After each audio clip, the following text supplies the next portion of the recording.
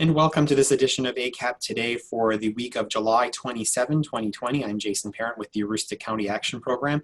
On today's program, we'll chat with Sarah Ennis from the United Way of Aroostook and Sherry Locke from here at ACAP. They're working on a couple of projects this summer to help kids get back to school in a way this fall, as many school districts are debating how that's going to look this fall.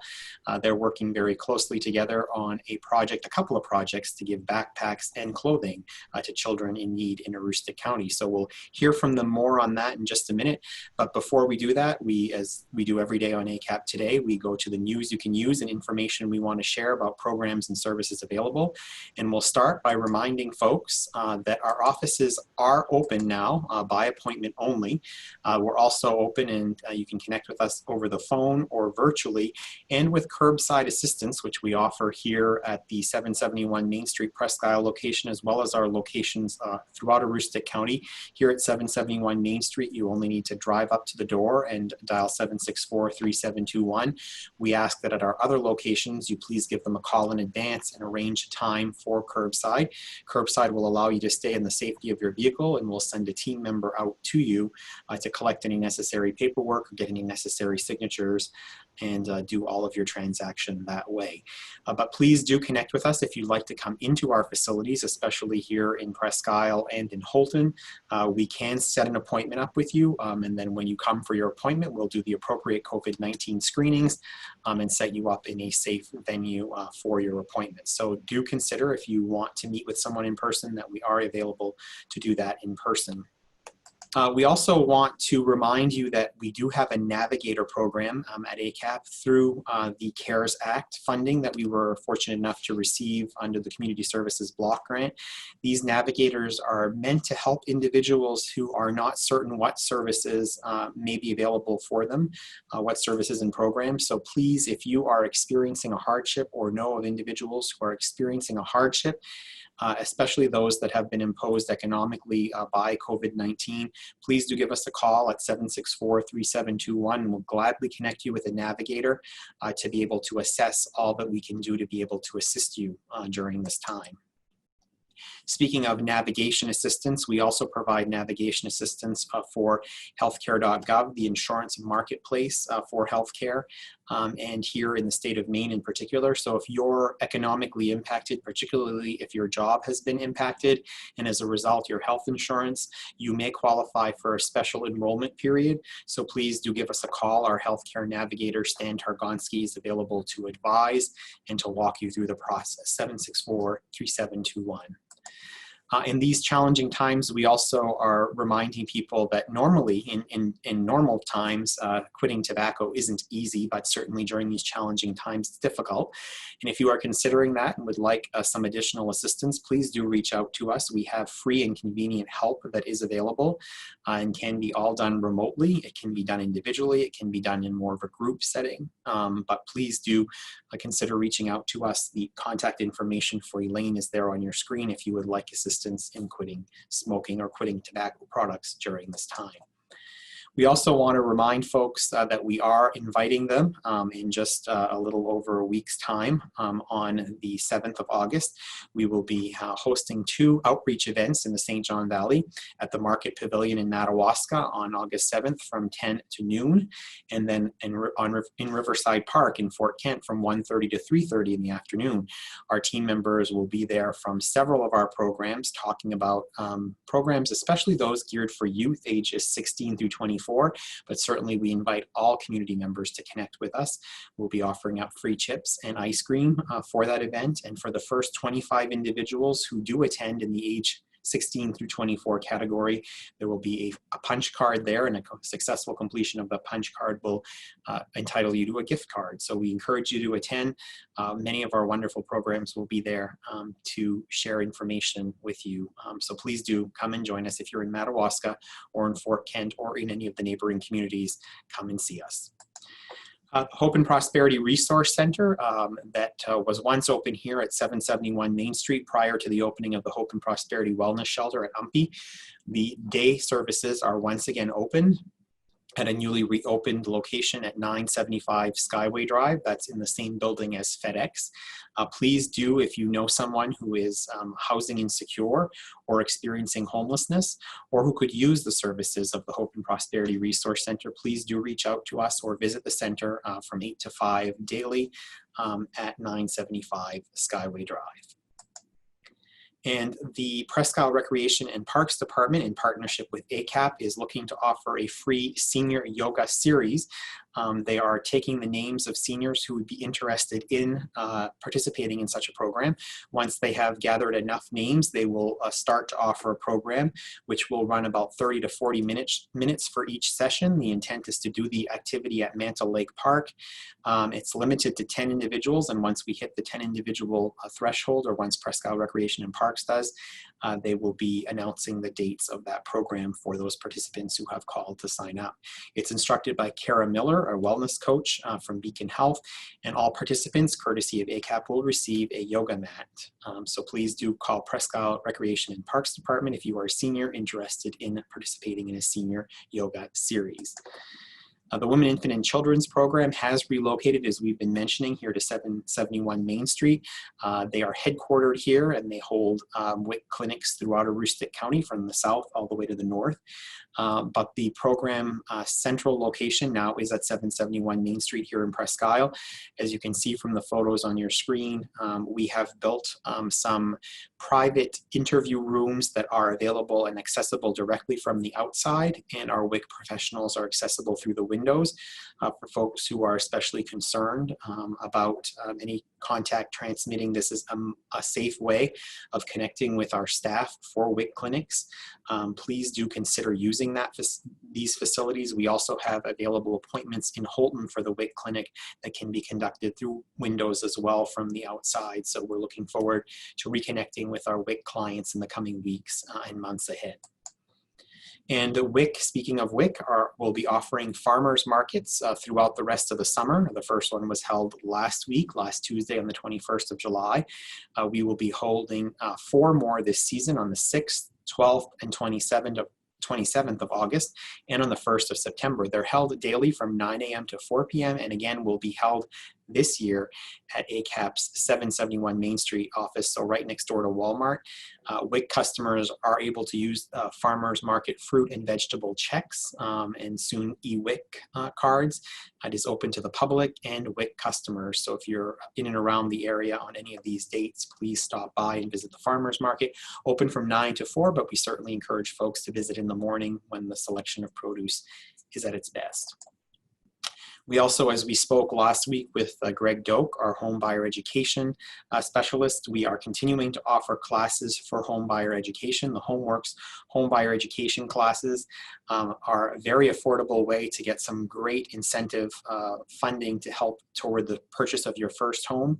We encourage you to reach out to Greg here at ACAP for more information on this program. Classes, there's one scheduled for August, but that class is already at capacity, but we have classes coming up in September, October, and November, and encourage you to reach out 764-3721 and connect with Greg to see if this is the opportunity for you.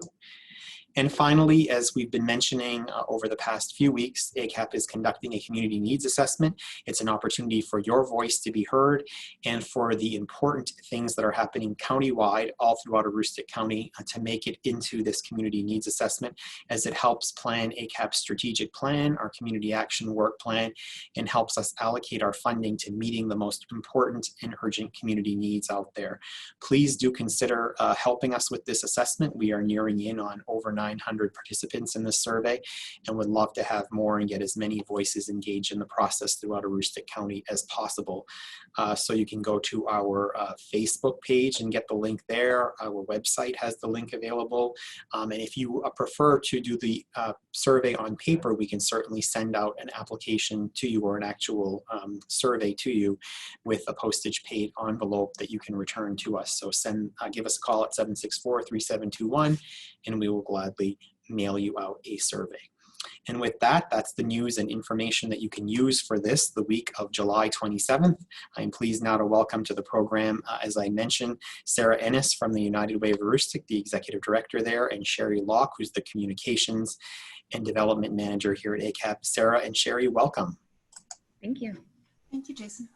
So it's that time of year. I'm reluctantly admitting that it's the time of year to start thinking about sending kids back to school. As much as I dislike this time of year as a child, I don't think I like it any better as a parent, and I'm actually sending one to college this year. So it's a little bit emotional for me, but I wanted to bring the both of you on to talk about two of the best programs I think that Aroostook County has to help kids set themselves up for success in the new school year. So we're going to start with Stuff the Bus. Sarah, it's a project of United Way and one that has been a partnership project with ACAP and other agencies in Aroostook County. Tell us how this year's program is happening. And we were talking before the program, everything is different this year. So how is this program different and how is it the same? Well, a lot of this program is actually the same. We will be partnering with Town Square Media again, and on August 6th, we'll be in Holton from 3 to 6 p.m. Collecting back to school supplies, and on August 7th at the Presque Isle Walmart from 3 to 6 p.m. Once again, collecting more school supplies. And those are staying local. Those are staying in our communities to help the kids as they go back to school. We don't want parents to have to choose between paying for food for the week or buying supplies for their children.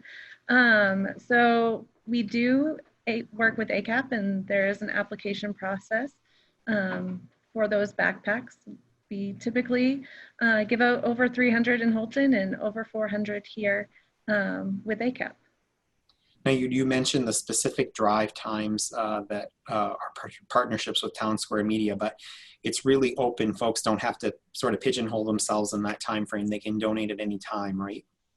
That's correct. They can donate anytime. Donations can be dropped off here at the United Way office in the Aroostook Center Mall. And Holton and Presque Isle will have donation boxes as well.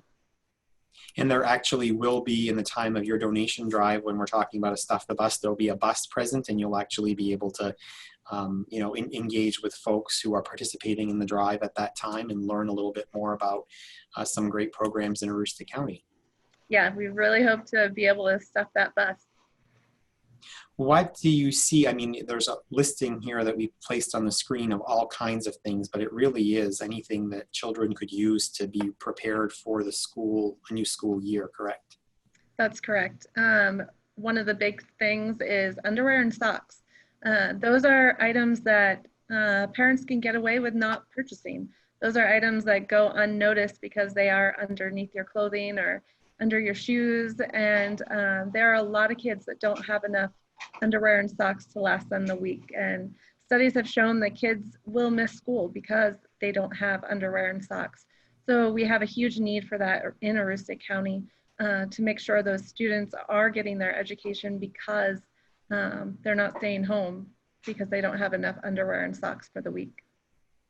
Very good point. Now, Sherry, Locke, a big part of ACAP's role with this, in addition to partnering on the drive, is to help make sure that the materials that are collected get into the hands of families that need it most. And tell us about the process of how you become a family that might benefit from receiving some of the very generous donations that community members make.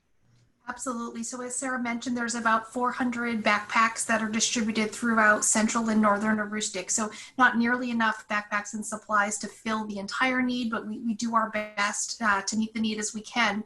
All families have to do if they're in need is they just contact the ACAP office. There's a very short application that we walk them through over the phone, and then they are required to send in one of the pieces that would prove a financial need, whether it be they are eligible for HEAP or WIC or receive main care.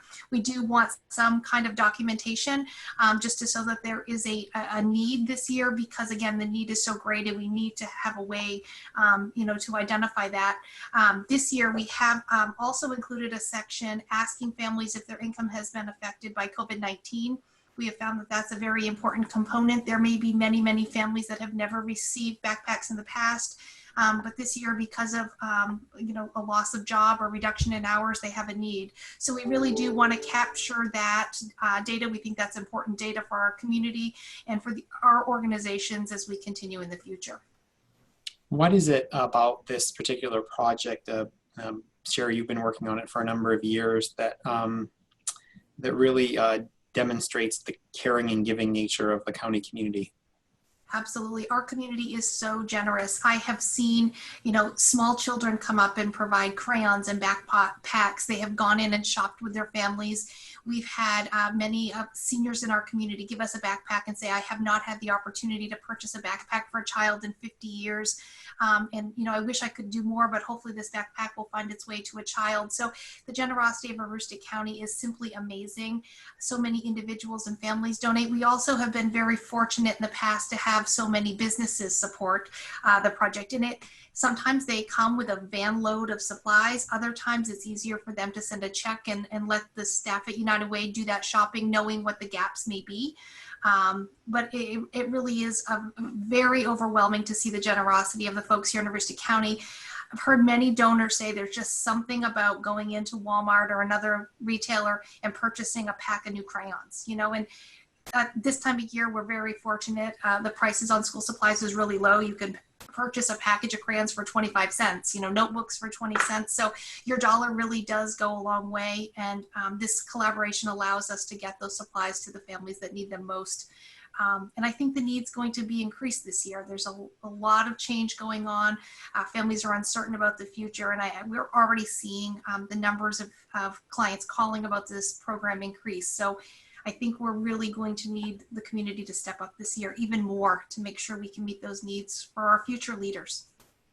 Sarah, Ennis, Sherry, Locke mentioned that folks can certainly make a donation. They don't have to actually go in and purchase items, and that helps you sort of fill the gaps. And I'm imagining this year that more people, especially folks who are maybe susceptible, some of the elderly folks who donate and have in the past, may want to choose that option this year as they're trying to sort of stay out of public venues. So how would they go about doing that? Is it just simply a matter of sending a check to the United Way of Aroostook and noting that it's about the project, the school project, or? Yeah, they can certainly send a check right to 830 Main Street here in Presque Isle, or go on our website. We make it very easy to donate, and for a certain period of time right now, anything that comes through our website will be going right to Stuff the Bus. All right, well, let's transition to, is there anything about the Stuff the Bus project that we haven't mentioned that you wanted to mention before we start talking about Second Chances Kids Community Closet? I would just like to mention that we do have another great partner in this project with Adopt a Block of Aroostook, and we haven't mentioned them by name today, but we would be remiss to do so. They do a great job, and they make sure that that piece in Southern Aroostook is covered.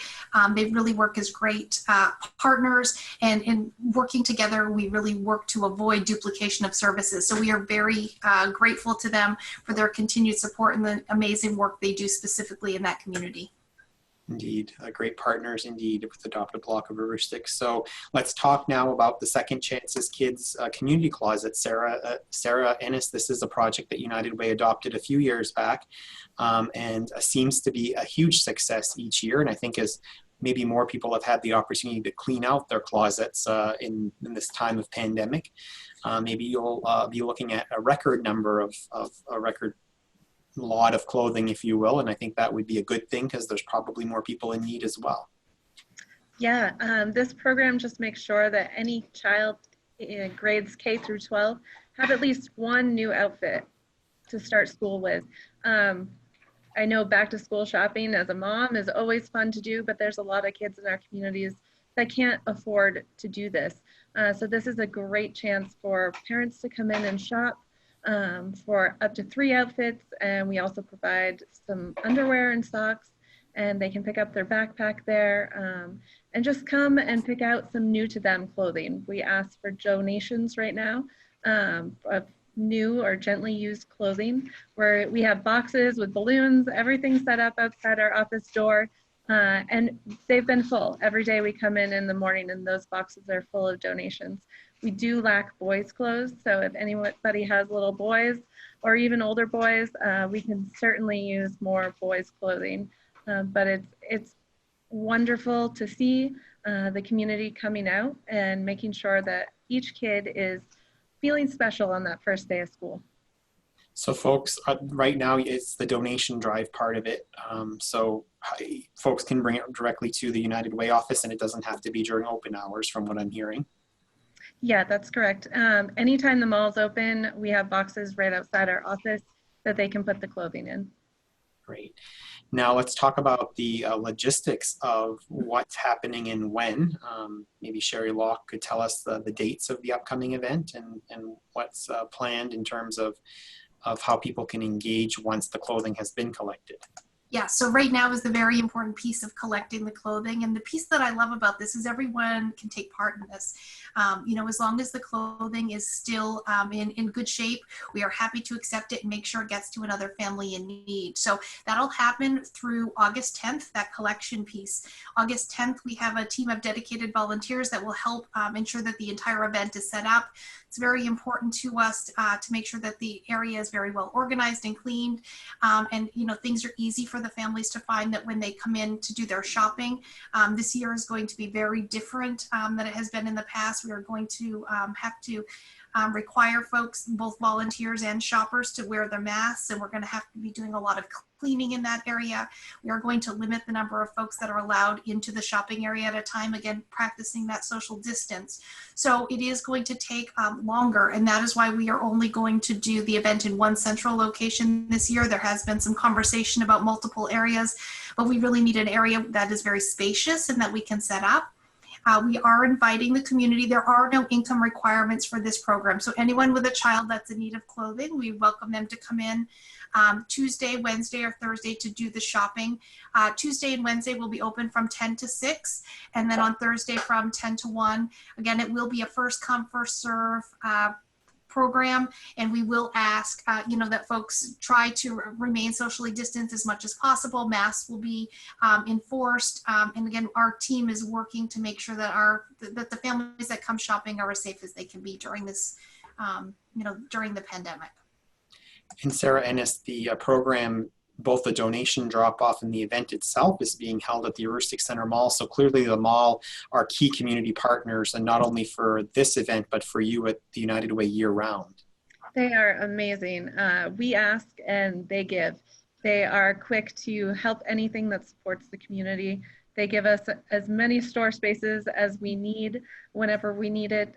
So when we went to them to ask about the community closet, they were quick to give us a wonderful space. It's the old Maurice's store, and there's shopping racks already there and hangers, and the adult education at MSAD1 also helped provide some of the hangers. So it's just a wonderful partnership we have here at the mall.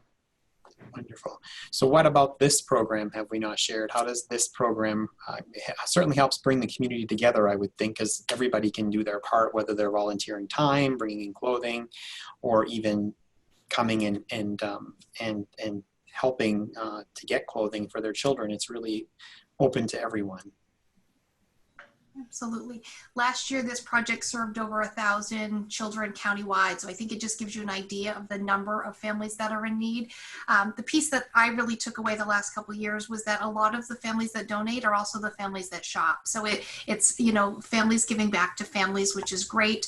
A lot of folks may not have a financial resource that they can make a cash donation, but donating their child's gently used clothing allows them to become a donor and to make a difference in another family's life. So I just love that cycle of that piece. And, you know, I have seen children make a donation of, you know, clothing that they've outgrown, and then, you know, 2 days later come back in to be shoppers. It really is a very special project that takes a lot of community resource, but it's not the resource that we typically think of.